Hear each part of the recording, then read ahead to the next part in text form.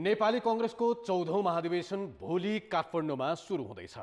कान्तिपुर समाचारमा आज कांग्रेसमा गुटै पिच्छे आकांक्षी, नेतृत्व हात पार्न रस्साकस्सी, कोरोना विरुद्धको खोपको अतिरिक्त मात्रा दिने तयारी भइरहँदा सीमा नाकामा छैन सावधानी, निर्माण पूरा भएको 5 महिना हुँदा पनि किन चलेन चोभारको सुक्खा बन्दरगाह, यस सम्बन्धी विशेष सामग्री साथमा आज हामीसँग हुनेछ। भारतमा कृषि कानुन खारेज भएको एक सातापछि किसानले त्यागेको आन्दोलन अनि राष्ट्रिय क्रिकेट टिमको प्रशिक्षक नियुक्ति सम्बन्धी समाचार। नमस्कार, अब मुख्य समाचार। दिनभरका गुटगत भेलाले पनि टुङ्ग्याएन कांग्रेसमा नेतृत्वका उम्मेद्वार, आकांक्षीले अडा नछाड्दा देउबा र पौडेल समूहमा विग्रह। फेरोसेल लगाएका 60 वर्षमाथिका र कमजोर प्रतिरोधी क्षमता भएकालाई कोरोना विरुद्धको खोपको तेस्रो मात्रा दिइने, सीमामा सावधानी नअपनाइदा समुदायमै संक्रमणको जोखिम। सरकारी निकायबीच समन्वय अभावले चोभारको सुक्खा बन्दरगाह सञ्चालनमा आउन सकेन, कार्यविधि बनाउन भन्सार विभागकै आलटाल। भारतमा 1 वर्षदेखिको किसान आन्दोलन शनिबार सकिँदै, कृषि उपजको समर्थन मूल्यबारे सम्बोधनको आश्वासनपछि आन्दोलन फिर्ताको घोषणा। र राष्ट्रिय क्रिकेट टिमको प्रशिक्षकमा पुनः पुबुदु दशनायकेलाई ल्याउने क्यानको निर्णय, 1 वर्षको सम्झौता गर्ने तयारी।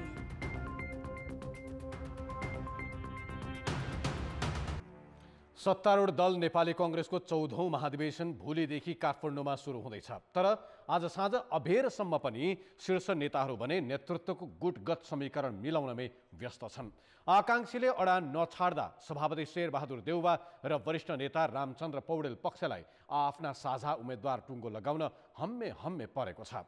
सभापति देउवाले आफ्नो समूहबाट फेरि पनि उम्मेदवारी दिने पक्का छ, तर वरिष्ठ नेता पौडेल पक्षमा कोइराला परिवारका शेखर र गणेशमान पुत्र प्रकाशमान सिंहले एकले अर्कोलाई नछाड्ने अडान लिएपछि साझा उम्मेद्वार तय गर्न निकै कठिनाई देखिएको छ।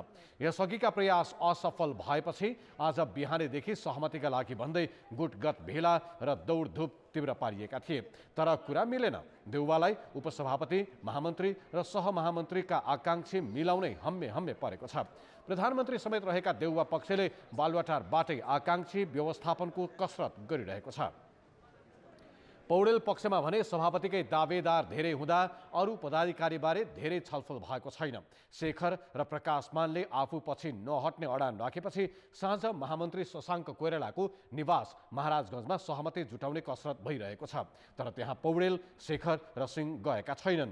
अन्तिम विकल्पका रूपमा पौडेललाई नै साझा उम्मेद्वार बनाएर जाने प्रस्ताव त्यहाँ भएको सुनिएको छ। पौडेल र शशाङ्कले एकजनामा सहमति भए आफूहरू त्याग गर्न तयार रहेको भनिसकेका छन्। दुवै पक्षको ध्यान तेस्रो धारका भनिएका कृष्ण प्रसाद सिटौला समूहमा पनि छ। उनलाई आफ्नो पक्षमा पार्न सके जित्न सजिलो हुने देउवा र पौडेल पक्षको दाउ छ, तर सिटौला आफै अघि बढ्ने कि मिल्ने भन्नेमा पर्ख र हेरको स्थितिमा छन्। देउवा पक्षबाट बाहिरिएका विमलेन्द्र निधिले पनि सभापतिमा उम्मेदवारी दिने बताएका छन्। यस्तै युवा नेता कल्याण गुरुङले समेत सभापतिमा उठ्ने घोषणा गरिसकेका छन्। पार्टी कार्यालय सानेपामा आज बसेको कांग्रेस केन्द्रीय समिति बैठकले महाधिवेशनमा पेश हुने केही प्रतिवेदन पारित गरेको छ, तर पदाधिकारी थप्ने बारे पनि छलफल भएन। बरु गुटगत दाउपेच र आकांक्षीहरूले आफ्नै कुरा राखेका छन्।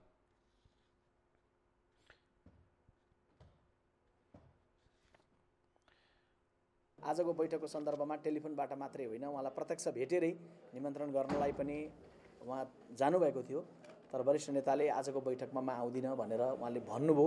अब यसका पछिल्तिर जे जस्ता विषयवस्तुहरू होलान् त्यो उम्मेदवारीको बेलामा हेर्दै जानुहुन्छ। म सभापतिको उम्मेदवार छु, म अझै पनि चाहन्छु सहमतिबाट उम्मेदवार होस्। एउटा आर्थिक प्रस्ताव, एउटा महामन्त्रीको प्रस्ताव र एउटा चाहिँ तपाईको अस्ति पहिला गरेका केही धाराहरूको निबन्धनको विषयमा कि त्यो प्रस्ताव यहाँ पास भइसकेपछि त्यसलाई चाहिँ भोलि फुल हाउसमा बन्द सत्रमा लानको लागि त्यो विषय पनि प्रवेश गर्न सक्छ, तर हुन्छ नै भनेर चाहिँ अहिले चाहिँ यकिन भइसकेको छैन।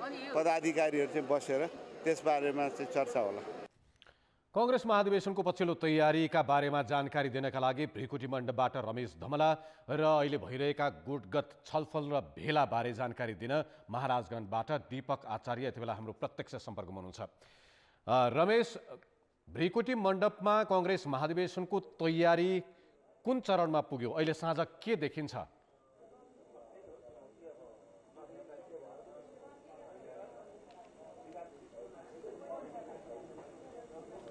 स्थल भिरकुटी मण्डपमा छ र हामी मेरो पृष्ठभूमिमा देख्न सकिन्छ अहिले साँझ पनि धमाधम स्टेजहरू बनाउने काम चलिरहेको छ भने यसको भित्री र बाहिरी भाग दुवै स्थानमा आगामी 27 गते महाधिवेशनमा सहभागी हुने उम्मेदवारको लागि मतदान गर्ने स्थान पनि यही तोकिएकोले गर्दाखेरि यो मेरो पृष्ठभूमिभन्दा पछाडि रहेको भल भित्र पनि मतदानको लागि निर्माण गर्ने काम चलिरहेको छ र खास गरी 4700 प्रतिनिधि सहभागी हुने र अन्य केही व्यक्तिहरू उपस्थित हुने महाधिवेशनका लागि भनेर यो महाधिवेशन स्थलको बाहिरी भागमा भोलि बन्द सत्र सुरु हुनेछ भने यसको पृष्ठभूमिमा रहेको हलभित्र भोलि महाधिवेशनको लागि यो बाहिरको भागमा उद्घाटन सत्र सुरु हुनेछ भने मेरो पृष्ठभूमिको पछाडिपट्टि रहेको भवनमा बन्द सत्र सुरु हुनेछ।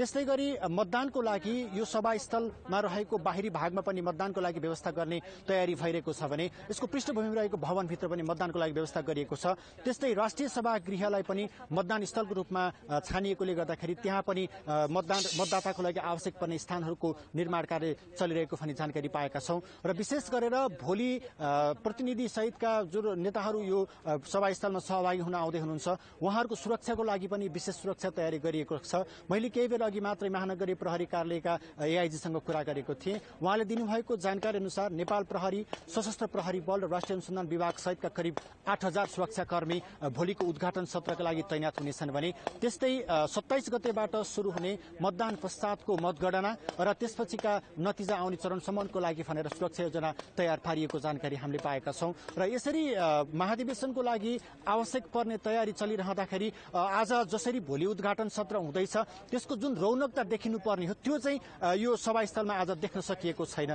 किनभने विशेष गरेर शीर्ष नेताहरूले आफ्नो उम्मेद्वार छनौटलाई जसरी तीव्रता दिएका छन् त्यसरी निष्कर्षमा पुग्न नसक्दाखेरि महाधिवेशन प्रतिनिधिदेखि लिएर उहाँहरूको प्रचारमा सहभागी हुनुपर्ने कार्यकर्ताहरू पनि यो महाधिवेशन स्थलमा आज पनि देख्न सकिएको छैन। यसले गर्दाखेरि उम्मेदवारी चयनको लागि जुन ढिलाइ भइरहेको छ यसले अलिकति केही निराशा पनि देखिएको हो कि भन्ने हामी अनुमान गर्न सक्छौं। किनभने नेपाली कांग्रेसको लागि जुन महाधिवेशनको एउटा उत्सव हुनुपर्ने थियो त्यसले आजसम्म पनि त्यति धेरै प्राथमिकता अथवा त्यो खालको स्वरूप नदेखिएको हामीले देख्न सक्छौं। र तपाईसँग म फेरि आउँछु। अहिले दीपकसँग म कुरा गर्छु। दीपक महाराजगञ्जबाट हुनुहुन्छ। महाराजगञ्जमा शशाङ्क कोइराला निवासमा एउटा समूहको छलफल चलिरहेको छ। दीपक, पछिल्लो जानकारी के छ तपाईसँग? त्यहाँ शशाङ्क कोइराला निवासमा छलफल भइरहेको छ। अन्य केही नेताहरू जो आकांक्षा राखिरहेका छन् सभापतिको उनीहरू पुगेका छैनन् भनिएको छ।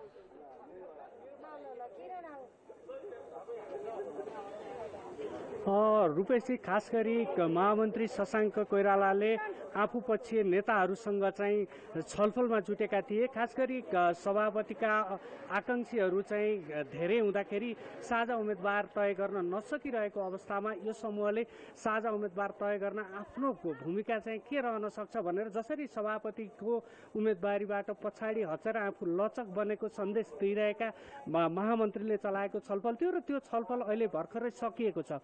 खास गरी यहाँ भएको छलफलमा चाहिँ उनी पक्षीय नियोक्ता खास वरिष्ठ नेता रामचन्द्र पौडेलले नेतृत्व गरेको समूहका नेताहरू चाहिँ यहाँ संलग्न थिए र उनीहरूले खास गरी 4 जना सभापतिको उम्मेदवार देखिएकोमा 4 जना मध्ये वरिष्ठ नेता रामचन्द्र पौडेल र महामन्त्री शशाङ्क कोइरालाले यदि सहमति बन्छ र एकैजना साझा उम्मेदवार बन्छ भने हामीहरू छोड्न तयार छौँ भनिरहेको अवस्थामा नेताहरू शेखर कोइराला र प्रकाशमान सिंहले जसरी सभापतिको उम्मेदवारीबाट आफूहरू चाहिँ पछाडि नफर्किने भनेर सहमति गर्न तयार नभएपछि यहाँ महामन्त्रीले सहमतिका लागि अब कसरी अगाडि बढ्न सकिन्छ भन्ने विषयमा आफूपक्षीय नेताहरूलाई छलफलका लागि बोलाएका थिए र उनले खास गरी केन्द्रीय सदस्यहरूसँग छलफल गरे र त्यो समूहका दोस्रो तहका नेताहरू पनि यहाँ छलफलमा सहभागी थिए भने प्रकाशमान सिंह, वरिष्ठ नेता पौडेल र शेखर कोइराला चाहिँ यो छलफलमा सहभागी हुनुहुन्थेन।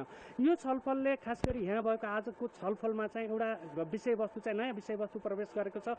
प्रकाशमान सिंह र शेखर कोइरालाका बीचमा चाहिँ सहमति नहुने अवस्थामा समूहले साझा उम्मेदवार तय गर्नको लागि रामचन्द्र पौडेल, वरिष्ठ नेता रामचन्द्र पौडेललाई नै सभापतिको साझा उम्मेदवार बनाएर अगाडि बढ्ने भन्ने एक खालको सहमति यहाँ गराएर त्यही सहमति लिएर यहाँ छलफलमा जुटे जुटेका नेताहरू अहिले चाहिँ प्रकाशमान सिंहको घरमा गएर उनीसँग चाहिँ कन्भिन्स गर्ने र यो प्रस्ताव उनीसँग राख्ने, साथसाथै आज नै शेखर कोइरालासँग पनि भेटेर यही प्रस्ताव राखेर अगाडि बढ्ने भनेर यो समूहले यहाँ भएको छलफलबाट यो नयाँ विषयवस्तुलाई चाहिँ विकास भएको छ र यही विषयवस्तुको आधारमा यो समूहका नेताहरू आज रातभर नै सक्रिय रहेर भए पनि हामी चाहिँ यो विषयलाई मिलाएर अगाडि जान्छौँ भनेर भनिरहेका छन् र यहाँ भएको छलफलले यो निष्कर्ष निकालेको अथवा यो नयाँ प्रस्ताव गरेको देखिन्छ। यद्यपि सभापतिको लागि जसरी वरिष्ठ नेता पौडेलले आफू बरु सहमति बन्छ भने चाहिँ पछाडि हट्छु भनिसकेको अवस्था र महामन्त्रीले पनि त्यो विषयमा चाहिँ लचकता देखाइसकेको अवस्थामा शेखर कोइराला र अर्का नेता प्रकाशमान सिंह चाहिँ आफूहरू कुनै पनि हालतमा सभापतिको उम्मेदवारबाट पछाडि नहट्ने बताइसकेपछि अहिलेसम्म भोलि उद्घाटन सत्र छ काङ्ग्रेसको महाधिवेशनको भने अहिलेसम्म पनि उनीहरू सहमतिमा पुग्न सकेका छैनन् र यो नयाँ प्रस्तावले पनि सहजै सहमतिमा पुग्ने अथवा नेताहरू तत्कालै ब्याक भएर अहिले नै साझा उम्मेदवार बनिसक्ने अवस्था चाहिँ बनेको देखिँदैन। रुपेशजी, रमेश, भृकुटी मण्डपको तयारीका बारेमा बताइरहँदा त्यहाँ भोलि कति कांग्रेसका कार्यकर्ता नेता कार्यकर्ता भेला हुँदैछन्, भृकुटी मण्डप आसपासको ट्राफिक व्यवस्थापनका लागि के तयारी छ, थोरै जानकारी गराउन सकिन्छ? रुपेशजी, भृकुटी मण्डप भोलिको उद्घाटन सत्र र बन्द सत्र सहित मतदान स्थल पनि भएकोले गर्दाखेरि यहाँ अलिक विशेष तयारी देख्न सकिन्छ। खास गरी 4700 महाधिवेशन प्रतिनिधि बाहेकका उद्घाटन सत्रमा सहभागी हुन आउने विदेशी पाहुना सहितका जुन कार्यकर्ता काठमाडौँमा उपस्थित हुन्छन् उनीहरूको लागि पनि यहाँ विशेष तयारी गर्नुपर्ने देखिएको छ। खास गरेर नेपाली कांग्रेसले यसपटक कोभिडको कारणले गर्दाखेरि हामी शक्ति प्रदर्शन गर्दैनौँ भनेका कारण महाधिवेशनको उद्घाटन सत्रमा त्यति धेरै ठूलो जनशक्ति सहभागी नहुन सक्छ भन्ने सुरक्षा निकायको आकलन छ। यद्यपि काठमाडौँमा भएका महाधिवेशन प्रतिनिधिहरू र उम्मेद्वारका शुभचिन्तकहरू मात्रै सहभागी हुँदाखेरि पनि काठमाडौँको भोलिको उद्घाटन सत्रका लागि करिब 1 लाख भन्दा बढी जनशक्ति सहभागी हुन सक्ने आकलन गरिएको छ र त्यसमा कोभिडको जुन जोखिम अहिले देखिरहेको छ नयाँ भेरिएन्टका कारण त्यसले पनि गर्दाखेरि अब चाहिँ स्वास्थ्यको जुन मापदण्ड छ, जुन प्रोटोकल छ त्यसलाई पनि फलो गर्नुपर्ने भएकोले भोलि महाधिवेशन स्थलमा करिब 15 जना चिकित्सक सहितको टोली राख्ने भनेर हामीले जानकारी पाएका छौँ आयोजक समितिबाट भने। त्यस्तै गरी यही स्थानमा 25 गतेबाट उद्घाटन सत्रमा महाधिवेशन प्रतिनिधिका लागि खानाको व्यवस्था छैन, 25 गतेबाट मात्रै त्यो व्यवस्था हुने भनेकोले गर्दाखेरि यो भृकुटी मण्डपको मेरो दाहिने साइडमा रहेको जुन चौर छ त्यहाँ खानाको लागि व्यवस्था गरिएको छ भने काठमाडौँमा सहभागी हुन आउने प्रतिनिधिहरूको लागि बस्नको लागि गौशाला, ठमेल, सुन्धारा लगायतका स्थानमा होटलको व्यवस्था गरिएकोले ती प्रतिनिधि बस्ने ठाउँको सुरक्षाका लागि पनि विशेष सुरक्षा योजना तयार पारिएको छ र खास गरी भोलि भन्दा पछाडिका दिनहरूमा जुन महाधिवेशनको मतदानको प्रक्रिया छ त्यो चाहिँ निकै लामो हुने भएकोले यो मतदान स्थलको पनि 3 ठाउँमा विभाजन गरिएको छ। यो उद्घाटन सत्र हुने स्थानको बाहिरी भागमा एउटा मतदान स्थल रहनेछन् भने यसको भित्री रहेको जुन भवन छ त्यो भवनभित्र अर्को मतदान स्थल तोकिएको छ र वास्टेज सेवागृहमा पनि छ। खास गरी हिजो हामीले पाएको आयोजक समितिबाट पाएको जानकारी अनुसार एकजनाको लागि झन्डै 2 घण्टासम्म मतदान गर्न समय लाग्ने भएकोले एक पटकमा 1100 जनाले मतदान गर्न सक्ने गरी व्यवस्था मिलाइएको छ भनेर हामीले दिउँसो आयोजक समितिबाट जानकारी पाएका थियौँ। त्यो अनुसारको अहिलेको यहाँ काम चलिरहेको छ। रुपेश, रमेश धमला, भृकुटी मण्डपबाट भोलि सुरु हुने कांग्रेसको 14औं महाधिवेशनको उद्घाटन सत्रको तयारी र उता महाराजगञ्जमा शशाङ्क कोइराला निवासमा आज भएको समूहको छलफलका विषयमा जानकारी दिँदै दीपक आचार्य। कुनै बेला नीति र नेतृत्वका विषयमा व्यापक बहस गरी छुट्टै पहिचान बनाउन सफल दल नेपाली कांग्रेस अहिले गुटबन्दी र अवसरवादमा रुमलिएको छ। पार्टीको 14औं महाधिवेशन सुरु हुने लाग्दा समेत नेतृत्व तहमा पदाधिकारीका लागि हानथाप बाहेक अन्य कुनै वैचारिक बहस भएको छैन। मुलुकको राजनीतिक परिवर्तनका विभिन्न आन्दोलनमा नेतृत्व गरेको दल नेपाली कांग्रेसले आन्तरिक प्रजातान्त्रिक विधि पद्धतिलाई समेत मिच्न थालेको छ। नेपाली कांग्रेसमा सभापतिको उम्मेद्वार को बन्ने भन्नेमा अहिले रस्साकसी छ। वरिष्ठ नेता रामचन्द्र पौडेल समूहका नेताहरू सभापतिको उम्मेद्वारमा सहमति जुटाउन भन्दै पटक पटक छलफलमा बसे पनि आकांक्षीले अडान नछोड्दा एकजना मात्र उम्मेद्वार छनौट हुने सम्भावना क्षीण बन्दै गएको छ। यता सभापति शेरबहादुर देउवा पनि पुनः एकपटक कुनै पनि हालतमा सभापति पद नछाड्ने पक्षमा छन्।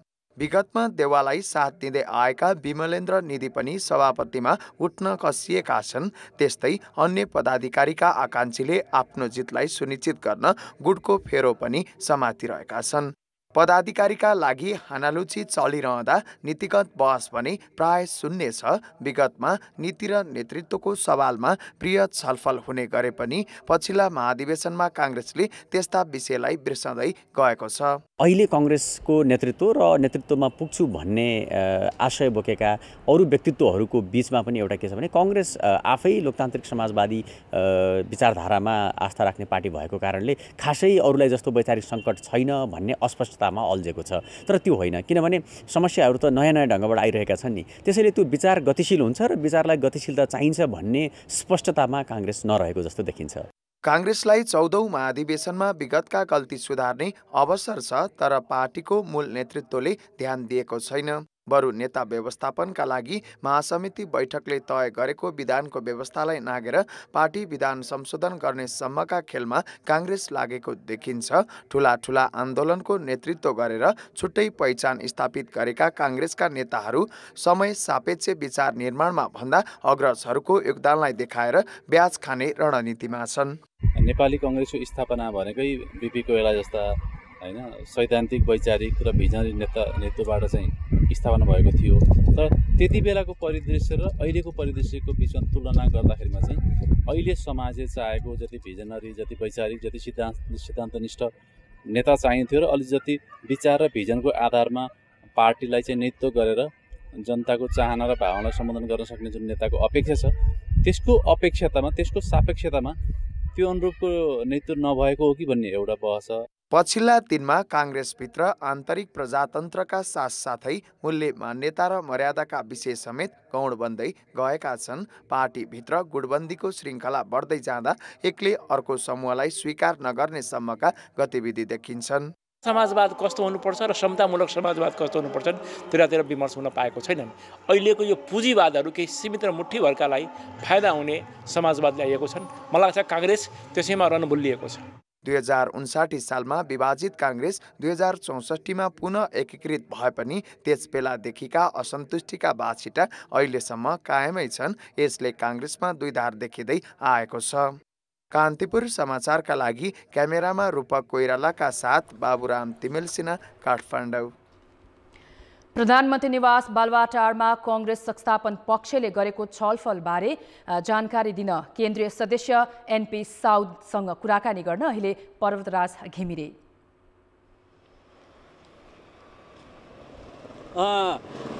यति बेला हामीसँग कान्तिपुर समाचारका लागि कुरा गर्नका लागि नेपाली काङ्ग्रेसका केन्द्रीय सदस्य एनपी साउद प्रत्यक्ष कुराकानी गर्नका लागि हामीसँग जोडिनु भएको छ। नेपाली काङ्ग्रेसको भोलि मात्रै 14औं महाधिवेशन उद्घाटन हुँदैछ। यति बेलासम्म आउँदाखेरि पनि तपाईहरूले आफ्नो उम्मेदवारी चाहिँ घोषणा गर्न सक्नु भएको छैन। काङ्ग्रेसको महाधिवेशन प्रतिनिधिका लागि 4500 भन्दा बढी प्रतिनिधि 14औं महाधिवेशनमा आउँदैछन्। ती प्रतिनिधिले तपाईहरूलाई के भनिराख्या होलान्? नेपाली काङ्ग्रेसको 14औं महाधिवेशन एउटा धेरै ठुलो उत्सवका रूपमा रहिआएको छ। भर्खरै महाधिवेशन प्रतिनिधिहरू गाउँठाउँबाट काठमाडौँ आउँदैछन्। 2 नम्बर प्रदेशमा केही ढिला भएको छ, त्यहाँबाट पनि महाधिवेशन प्रतिनिधिहरू आउँदैछन्। कतिपय उम्मेदवारहरूले आफ्नो उम्मेदवारीको दावा प्रस्तुत गरिसक्नु भएको छ र कतिपय उम्मेदवारहरू दावा गर्ने क्रममै हुनुहुन्छ। यो बीचमा हामी कहाँ विभिन्न विचार समूहहरू पनि छन्। विभिन्न विचार समूहहरू आफ्ना सेटिङहरू मिलाउनका लागि, आफ्ना उम्मेदवारको टिम मिलाउनका लागि काम गरिरहेका छन्। मलाई लाग्छ भोलि साँझसम्म सबै प्रक्रिया पुरा हुन्छ।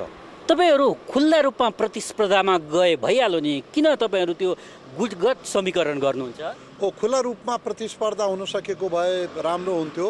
खुल्ला रूपमा प्रतिस्पर्धा भएर चाहिँ यदि हामीहरूको बिचमा चाहिँ निर्वाचन भएको भए आम कार्यकर्ताले पनि आफ्नो कुनै पनि व्यक्तिलाई त्यसको गुण, औचित्य र त्यसको योग्यताका आधारमा चयन गर्ने अवसर पाउँथे। तर पार्टीभित्र लामो समयदेखि गुटबन्दी छ, संस्थापन पक्ष र इतर भन्ने कुरा रहिआएको छ।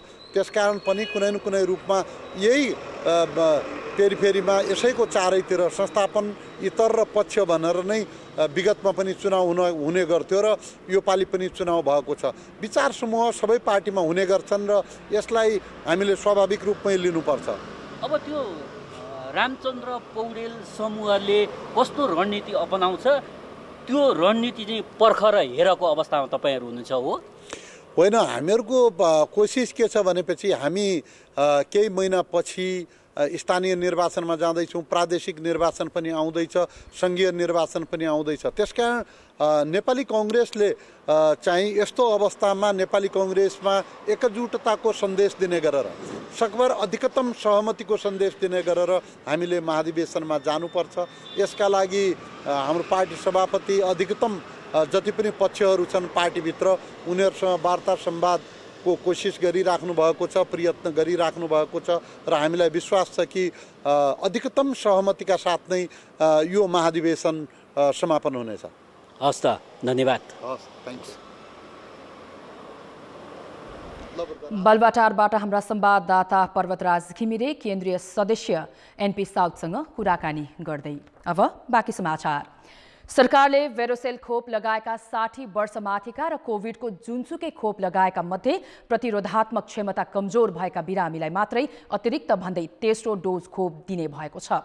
खोप सल्लाहकार समितिको सिफारिस अनुसार अर्को सातादेखि अतिरिक्त खोप दिन थालिनेछ। खोप लगाउन पाउने उमेर समूह तथा उपचारको कारणबाट प्रतिरोधात्मक क्षमता कम भएका व्यक्तिले यस अघि पूर्ण मात्रा खोप लगाएको 3 महिना पुगेको हुनुपर्नेछ। सरकारले यो बुस्टर डोज नभएको बताएको छ। अतिरिक्त खोप पाउन योग्यहरूले पहिला जुन खोप लगाएका हुन् तेस्रो डोज पनि सोही खोप पाउनेछन्। इम्युनो कम्प्रोमाइज हुनुहुन्छ कोही भनेदेखि त्यो वर्गमा पर्नुहुन्छ भनेदेखि चाहिँ उहाँहरूले चाहिँ नि थप 1 मात्रा लगाउने हो। तर त्योभन्दा बाहेकका अरू मान्छेहरूले चाहिँ बुस्टर डोज भनेर थप मात्रा लिइरहनु पर्दैन। चाइनिज भ्याक्सिन कसैले लगाउनु भएको छ, भेरोसेल लगाउनु भएको छ र 60 वर्ष माथिको हुनुहुन्छ भने चाहिँ उहाँहरूले 3 महिना पछाडि चाहिँ 1 मात्रा लगाउने कुराको चाहिँ अगाडि बढाएको। खोप सल्लाहकार समितिले सुरुमा 12 देखि 17 वर्ष उमेर समूहलाई फाइजर र मोडर्ना दिन सिफारिस गरेको छ। मङ्सिर 26 गते थप 37 लाख मोडर्ना खोप आउने भएकाले पुसको 4 गतेबाट 57 जिल्लामा मोडर्ना खोप लगाउन थाल्ने तयारी छ। अन्य शहरी क्षेत्रमा फाइजर खोप प्राप्त भएपछि लगाउन थालिने स्वास्थ्य सेवा विभागले जनाएको छ। कुल 40% जनसङ्ख्यालाई खोपको पूर्ण मात्रा दिएपछि बल्ल अरूलाई बुस्टर डोज दिने बारे छलफल गर्ने सरकारी भनाइ छ। कोभिडको नयाँ भेरिएन्ट ओमिक्रोनको जोखिम बढ्दै गइरहेको छ। पहिलो र दोस्रो लहरका क्रममा सीमा क्षेत्रमा देखिएको असावधानीका कारण संक्रमण फैलिएको थियो। अहिले भारतमा ओमिक्रोनको संक्रमण बढ्दै गइरहेका बेला नाकामा कस्तो सावधानी अपनाइएको छ त? भारत आउजाउ हुने मुलुकका मुख्य नाकाहरूमा पुगेर हाम्रा सहकर्मीहरूले तयार पारेको यो रिपोर्ट। छिमेकी मुलुक भारतमा कोरोना भाइरसको ओमिक्रोन भेरिएन्ट भेटिएपछि कैलालीको यो त्रिनगर गौरीफन्टा नाकामा स्वास्थ्य निगरानी बढाइएको छ। भारतबाट खोप नलगाई प्रवेश गर्ने नेपाली नागरिकलाई अनिवार्य रूपमा यो नाकामै खोप लगाउने व्यवस्था गरिएको छ। 2 साता यो नाकाबाट नेपाल प्रवेश गरेका झन्डै 1100 जनाले कोरोना विरुद्धको भेरोसेल खोप लगाइसकेका छन्। नेपाल प्रवेश गर्ने भारतीय नागरिकको हकमा भने खोप कार्ड अनिवार्य गरिएको छ। विगतमा भारतमा कोरोना भाइरस देखिएपछि यो नाकाबाट लाखौं नेपाली स्वदेश फर्किएका थिए। बिना चेक जाँच प्रवेश गरिएकै कारण नेपालमा कोरोना महामारी जटिल बनेको थियो। विगतको पाठ सिक्दै नाकामा अझै स्वास्थ्य सावधानी बढाउनु पर्ने देखिएको छ। यो विराटनगरको रानी नाका हो। यहाँबाट किनमेलको लागि भारतको विभिन्न सहरमा जाने गरेका छन्। पछिल्लो समयमा नयाँ भेरिएन्ट समेत भारतमा देखा परेको अवस्थामा सीमा सुरक्षामा स्वास्थ्य परीक्षण गर्नको लागि विराटनगर महानगरपालिकाले हेल्थ डेस्क स्थापना गरेको छ। यहाँको गेट बिहान 6 बजेदेखि राति 9 बजेसम्म खुला हुन्छ, तर हेल्थ डेस्क भने बिहान 8 बजेदेखि साँझ 6:30 बजेसम्म मात्रै खुला रहन्छ। भारतभित्र आउजाउ सहज भएको कारणले संक्रमण सर्ने सम्भावना चाहिँ अत्यधिक देखिएको छ। नेपालगञ्ज भित्रै पर्ने जमुना नाका हुँदै हरेक दिन 10,000 मानिस भारत जाने र नेपाल आउने गर्छन्। यति ठुलो सङ्ख्यामा मानिस ओहोर दोहोर गर्ने यो नाकामा अहिलेसम्म कोरोना भाइरस संक्रमणको उच्च जोखिम नियन्त्रण गर्न कुनै सावधानी अपनाएको देखिँदैन। यहाँ एउटा हेल्थ डेस्क छ। यो हेल्थ डेस्कले दिनमा करिब 100देखि 50जना मानिसको एन्टिजेन परीक्षण गर्छ र उनीहरूको तापक्रम मापन गर्छ, जसले गर्दा यो नाकाबाट अब तेस्रो लहरको सङ्क्रमण नेपाल नभित्रिएला भन्न सकिन्न।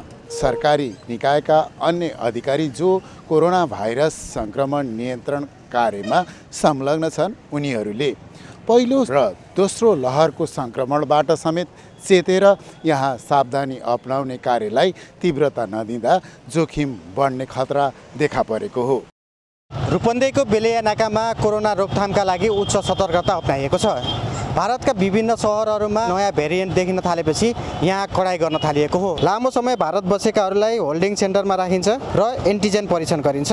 घुम्न र रोजगारीका लागि भारतीय नागरिकहरू पनि उल्लेख्य रूपमा यो नाकाबाट आइरहेका छन्। उनीहरूले PCR रिपोर्ट र कोरोनाको भ्याक्सिन लगाएको प्रमाण बुझाएपछि नेपाल प्रवेशको अनुमति पाएका छन्। बेलैया नाका भएर भारत बाहेक तेस्रो मुलुकका पनि नागरिक आइरहेका छन्।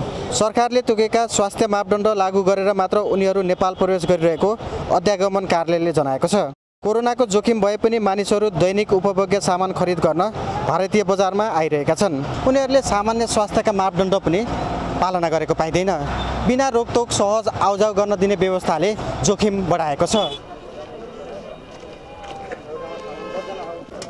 विदेशबाट आउने नागरिकहरूलाई तिनीहरूलाई सतर्क गराउने हैन, उनीहरूलाई क्वारेन्टाइनमा राख्ने, मापदण्डलाई अब पालना गरेर सेनिटाइजर लाउने, मास्क त अनिवार्य लाउनुपर्छ। एकजनालाई आउन जान नदिकन गऱ्यौँ भने केही मात्रामा हो भने कन्ट्रोल हुन्छ। चेक पोस्टमा चाहिँ नै त्यही नै परीक्षण गर्ने प्रविधि पनि अलिकति डेभलप गरिदियो भने सहज हुन्छ कि बोर्डरमा नै एन्टिजेन चेक गर्ने र जसको नेगेटिभ आउँछ उसलाई चाहिँ नेपाल छिर्न दिने र जसको पोजिटिभ आउँछ त्यसलाई बोर्डरमा नै व्यवस्थापन गर्ने र बाहिरदेखि आउने मान्छेहरूलाई बोर्डरमा राम्रोसँग चेक गर्ने। हामीले सधैँ आफ्नै आफै अपनाउनु पर्छ। सेनिटाइजर लगाउनु पर्छ। भीडभाड जुन छ त्यसबाट अलिकति टाढा बस्नुपर्छ। चेक जाँचको सेन्टरलाई जति सकिन्छ त्यो बढाउने कोसिस गर्ने। लास्ट इयर जस्तो दुःख यो साल फेरि पाउनु नपरोस्। चेक जाँच गरेर होल्डिङ सेन्टरबाट त्यसपछि मात्र उहाँहरूलाई अन्य उनको गन्तव्य स्थलतिर लैजाने। सबैले चेक गराएर जाँदा अलि राम्रो हुन्थ्यो। 15-16 हजारलाई चेक गर्नलाई जनशक्ति पनि चाहियो, ल्याब चाहिने तपाईँको 4-5 वटा चाहियो। आवत जावत बन्द गरेपछि अलि रोकिन्थ्यो। उताबाट आएको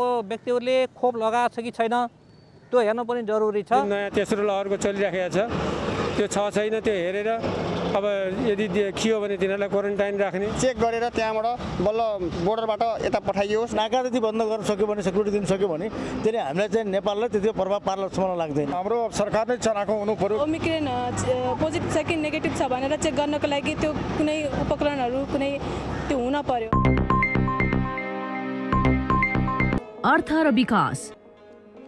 निर्माण सम्पन्न भएको 5 महिनासम्म पनि काठमाडौँ चोभारको सुक्खा बन्दरगाह सञ्चालनमा आउन सकेको छैन। सरकारी निकाय बीचको समन्वय अभावसँगै भन्सार विभागले कार्यविधि समेत बनाउन नसक्दा बन्दरगाह प्रयोगमा आउन नसकेको हो। विदेशबाट आयात गरिएका सामान नाकाका भन्सारमा नरोकी सिधै राजधानी काठमाडौँ ल्याउन भन्दै सरकारले 3 वर्ष अघि चोभारमा सुक्खा बन्दरगाह निर्माण सुरु गर्यो। 1.5 वर्षमै निर्माण सम्पन्न हुनुपर्ने भए पनि आयोजना थप 1.5 वर्ष ढिलो गरी गत साउनमा सम्पन्न त भयो, तर अहिलेसम्म सञ्चालनमा आउन सकेको छैन। भन्सार विभाग, इन्टरमोडल यातायात विकास समिति र प्रशासनबीच समन्वय हुन नसक्दा सुक्खा बन्दरगाह निर्माण सम्पन्न भएको 5 महिना बित्दासम्म पनि प्रयोगविहीन छ। क्वारेन्टिनले पनि अब चाहिँ हामी हाम्रो सेवा दिन सक्छौँ जहाँ बसेर भयो नि भनिरहनु भएको छ होइन। अब सुरक्षाको पनि अहिले पनि सुरक्षा दिइराखेकै अवस्था छ होइन, त्यसमा पनि धेरै समस्या नहोला होइन। अब हामी पनि अरू ठाउँ पनि व्यवस्थापन गरिराखेको छौँ, हामी पूर्वाधारको व्यवस्थापन गर्न सकिहाल्ने भयौँ। अब मेन चाहिँ अब यो बन्दरगाह किन बनेको भन्दा त भन्सार चेक जाँच पास गर्नु हो भनेपछि मुख्य सरोकारबाट निकाय नै भन्सार कार्यालय हुने भयो। जबसम्म उहाँहरू चाहिँ तयारी अवस्थामा रहनुहुन्न यो भन्सार चाहिँ अथवा यो बन्दरगाह चाहिँ सञ्चालन हुने अवस्था चाहिँ छैन। हिमाल सिमेन्टको करिब 30 करोड रुपियाँ बैङ्कको ऋण तिरेर बनाइएको यो आयोजनामा विश्व बैङ्कको 1 अर्ब 80 करोड ऋण सहयोग छ। बन्दरगाहमा 350 ट्रक र 600 वटा कन्टेनर अड्छन्। अहिले काठमाडौँ आउने सामान भन्सारमा जाँच गराउन 2 दिनसम्म नाकामै बस्नुपर्ने स्थिति छ। यो सञ्चालनमा आउने हो भने नाकामा ट्रक रोकिनुपर्ने छैन, जसका कारण व्यापारको लागत मात्र घट्ने होइन, सामान समेत समयमै उपभोक्तासम्म पुग्ने देखिन्छ। तर भन्सार विभागले यो सञ्चालनका लागि अहिलेसम्म कार्यविधि निर्माण गरेको छैन। साथै भन्सार विभाग र इन्टरमोडल यातायात विकास समितिबीच समन्वयको अभाव देखिएको छ।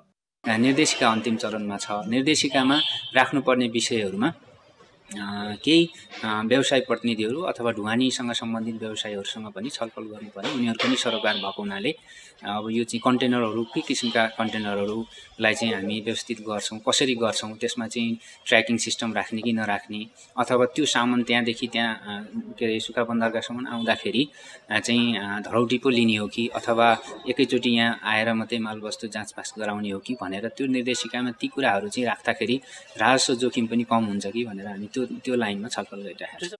हुन त सरकार गठन भएको 5 महिना हुन लाग्दा अहिलेसम्म बन्दरगाहको तालुकदार मन्त्रालय, उद्योग वाणिज्य तथा आपूर्ति मन्त्रालयमा मन्त्री नियुक्त हुन सकेको छैन। स्थायी संयन्त्रका रूपमा रहेको कर्मचारी तन्त्रलाई भने समयमै सञ्चालन गरौँ भन्ने चासो नै छैन, जसका कारण अर्बमाथिको लगानीमा बनेको आयोजना सञ्चालन गरेर आम्दानी गर्ने अवसर राज्यले गुमाएको छ। कान्तिपुर समाचारका लागि क्यामेरामा पशुपति बुढाथोकका साथमा सुदिल पोखरेल, काठमाडौँ। अब जनमतको अन्तिम परिणाम। जनमतमा हिजो हाम्रो प्रश्न थियो, कोरोना विरुद्धको खोपको समान पहुँच पुर्याउन के गर्नु पर्ला? ए. प्रभावकारी वितरण, बी. सचेतना वृद्धि र सी. खोप केन्द्र थप। जनमतको अन्तिम परिणाम यस्तो छ, ए. प्रभावकारी वितरणमा 59%, बी. सचेतना वृद्धिमा 12% र सी. खोप केन्द्र थपमा 29% मत प्राप्त भएको छ।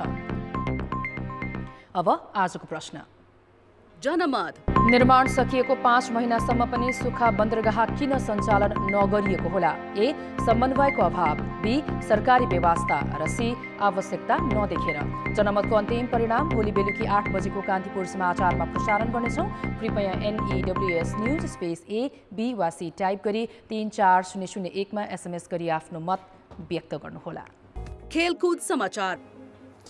कान्तिपुर खेलकुद समाचारमा स्वागत छ। नेपाल क्रिकेट संघ क्यानले राष्ट्रिय टिमको प्रशिक्षकमा पुदु दशनायकेलाई पुनः नियुक्त गर्ने पक्का भएको छ। दुई पक्षबीच 1 वर्षका लागि सम्झौता गर्ने तयारी छ। नेपाली क्रिकेट टिमका पूर्व प्रशिक्षक अस्ट्रेलियाका डेभ वार्डमोरले भदौमा विश्व क्रिकेट लिग 2 अन्तर्गत ओमान टुरका क्रममा राजीनामा दिएका थिए। त्यसपछि क्यानले राष्ट्रिय टिमको मुख्य प्रशिक्षकमा आवेदन माग गरेको थियो।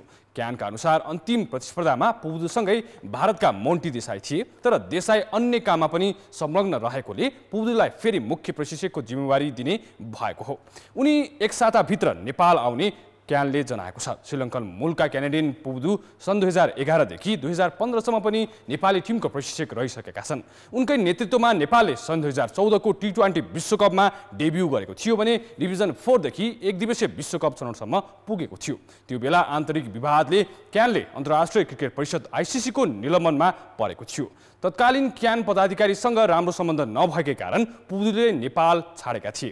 डेभ वार्डमोरलाई नियुक्त गर्ने बेला पनि पुबुदुको चर्चा चलेको थियो, तर क्यानकै केहीले रोकेका थिए। अब नेपालले आगामी फेब्रुअरीमा T20 विश्वकप छनौट खेल्दैछ। पुबुदु सामु फेरि नेपाललाई विश्वकपसम्म पुर्याउने चुनौती छ।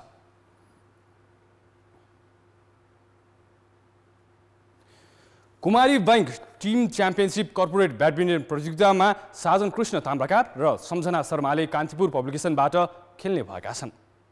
पुस 6 गतेदेखि 9 गतेसम्म काठमाडौँमा हुने प्रतियोगिताका लागि शीर्ष वरियताका 8 महिला र 8 पुरुष खेलाडीलाई विभिन्न 8 कर्पोरेट हाउसले छनौट गरेका छन्। कान्तिपुर सहित आयोजक Kumari bank, Nepal telecom, Nepal oil Nigam, IME group, silk group, Nepal Rastra bank तथा नेपाल विद्युत प्राधिकरण गरी 8 टिमले गोला प्रथाका आधारमा खेलाडीलाई आफ्नो टिममा आबद्ध गरेका छन्। नेपाल राष्ट्र बैंकमा दिपेश धामी र अमिता गिरी, नेपाल टेलिकममा रत्नजित तामाङ र सीमा राजवंशी, यस्तै आइएमई ग्रुपमा नवीन श्रेष्ठ र नङसल देवी तामाङ, सिल्क ग्रुपमा विकास श्रेष्ठ र अनुमाया राई आबद्ध भएका छन्। यस्तै नेपाल आयल निगममा विष्णु कटुवाल र रसिला महर्जन, नेपाल विद्युत प्राधिकरणमा दीपक बोहरा र शोभा गौतम तथा आयोजक कुमारी बैंकमा सन्दीप सेडाई र सुनैया मुखिया आबद्ध भएका छन्। प्रतियोगितामा पुरुष एकल, महिला एकल, कर्पोरेट डबल्स, पुरुष डबल्स र महिला डबल्स गरी 5 विधा समावेश गरिएको छ। करिब 49,46,000 बजेट अनुमान गरिएको प्रतियोगितामा च्याम्पियन बन्नेले 75,000, उपविजेताले 60,000, तेस्रो हुनेले 55,000 र चौथो हुनेले 47,500 पाउनेछन्। शहीद स्मारक ए डिभिजन लिगको चौथो चरणका खेल भोलिबाट सुरु हुँदैछन्। चौथो चरणमा सबै क्लबले उत्कृष्ट प्रदर्शन गर्ने बताएका छन्। पहिलो खेलमा 8 पटकको च्याम्पियन मनाङ वर्स्याङदी र फ्रेन्ड्स क्लब भिड्दैछन्। प्रशिक्षक पूजा तोपेले मनाङको खेलमा अझै सुधार ल्याउने र जितका लागि भिड्ने बताएका छन्।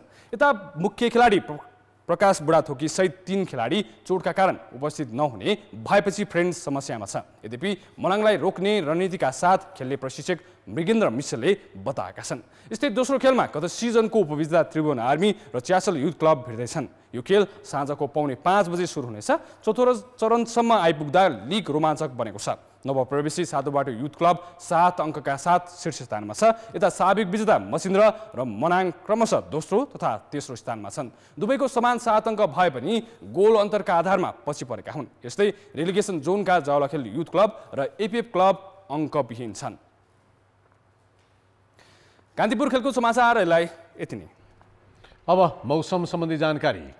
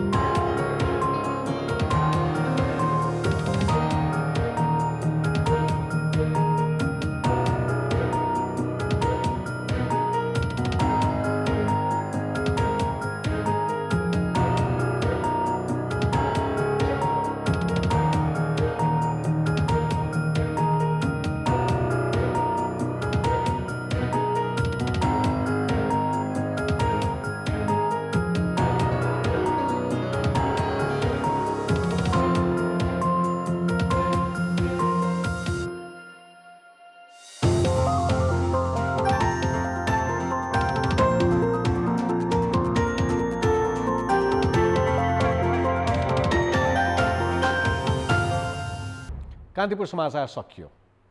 नमस्ते।